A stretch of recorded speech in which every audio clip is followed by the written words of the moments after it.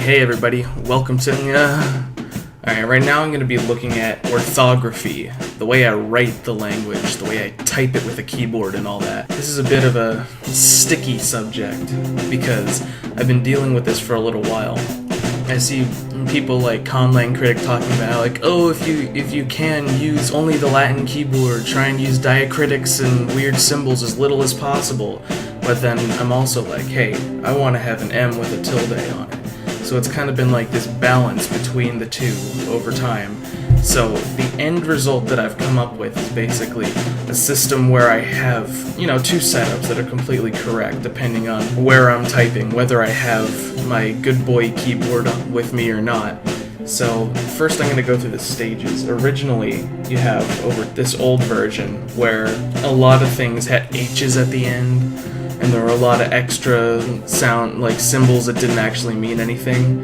Like the la sound had an H in it, but it didn't need to, so I ended up shortening that to just ZL. Same with the shla sound, which ended up becoming just SL. Then you have, all the I sounds used to end with an H because I thought I was different than E, but there was no difference in the language, so why not just have the letter I?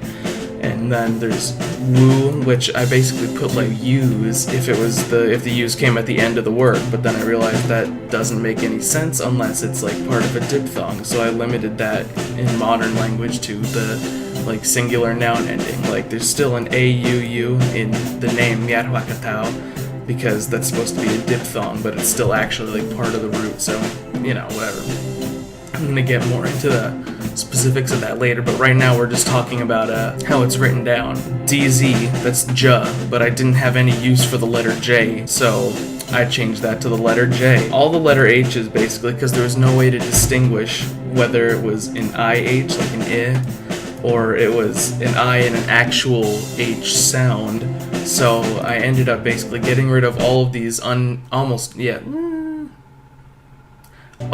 all of the unnecessary H's and replacing them with just the symbol that actually makes sound, and then anytime there was actually an H sound in the word, the H sound was already pronounced in the IPA as the X symbol, so I just switched that to the X symbol.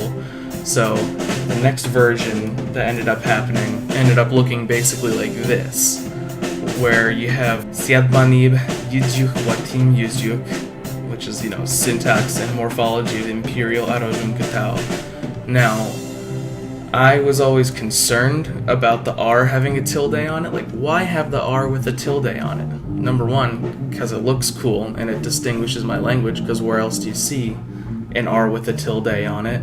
I like that. It looks cool, but it doesn't have any use, except for when you consider the fact that there are loan words, or at least there will be loan words in this language from another language that use the sound as a vowel sound, basically a semi-vowel that goes through and can be the vowel in certain words. And so I haven't created those yet, but I know that they're going to happen, which can justify my REA with the little tilde on it as being the flap or trill, ra ra. That's why that's there. The MA, that was a joke that my friends and I had when I was in like 5th grade, specifically my friend TJ. We were like, well, there's an Enye in Spanish, so why isn't there an Emye that sounds like mya? And so I made it a point to add the Emye into the language whenever I could. That was like one of the main requirements, and the original title of it, before I advanced it to the current dialect, which is ojunkatauu, when it was still Katauu, I made a point to literally start the word, start the language's name with the MA, and it also includes the REA. So then I wanted to do more because I started getting annoyed about how I had a phonological difference between A and E. A and E were written as A was just an E, and then E was EH, but I thought that looked crusty. You have verbs like edm, which now is written with it's pretty much the IPA symbol for the sound. It's basically the IPA symbol for the lax open mid-front vowel, and I thought that would be a good way to do it because you can look at that symbol and it still says this is an E, some form of E, It's not like super hidden that that's an E. You can kind of tell, unless you're like native to reading the Cyrillic alphabet or something.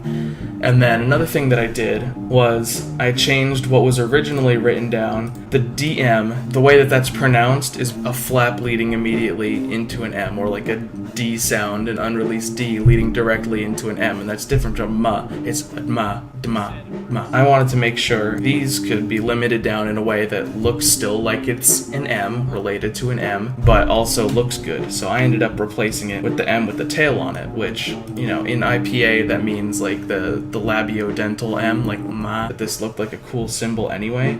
So yes, I'm going for aesthetics, don't hate me. I think it looks good, and it's still an M, and it's distinguishable from the other M, while also still telling you that it makes an M sound. Of course, I used the enye for nya. Then we also have the schwa. The schwa here is for which was originally written down as a UH. See, Oshia was kind of stupid and it looked gross. You have all these differences that I've put into it. I'm still thinking about doing more, but I also don't want to disappoint people who want to be able to type the language just on its own, so I still consider perfectly valid the completely Latin version of the keyboard. The letter H doesn't mean anything. All it can do is change the symbol that comes before it. Schwa now, but you can also type it as UH if you want. You have but you can also type it as EH if you want. You have, let's see, most of the other ones have been changed properly. I changed CH to C, because to still mean the ch sound, the affricate, because, you know, there was a CH, but there was nothing that C meant, so I figured I might as well. The only one that still uses an H to modify a sound in the current version of the language is KH. I am probably going to change that. Now you see, the beautiful thing about this is that since I am the creator, I can do whatever I want. So I can decide at any point that I'm going to change the KH, and I can just do a find and replace on Word or something and just switch out the KH with a symbol that looks still like it's related to K or related to X and can still convey that it's a different meaning. And that'll be perfectly fine, and I can still have it typed out as KH if I don't have my fancy keyboard with me. That's the way the language looks now. You know, you can scroll through the dictionary here and just look at all the options that we got, and it looks good. And I think it looks good. So, yeah, there you go. I'm satisfied with it right now, except for the KH sound. Maybe also the DT, which is supposed to just be kind of like a geminated and always aspirated T, whereas the normal T can have its various forms. I have that for now. I will get back to you with the next video, which is going to come relatively soon, and we're going to start digging into the actual content of the language, which is going to be fun. But I'm also going to release some memes like the Yoshikage Kira monologue and stuff. So, till then, GG.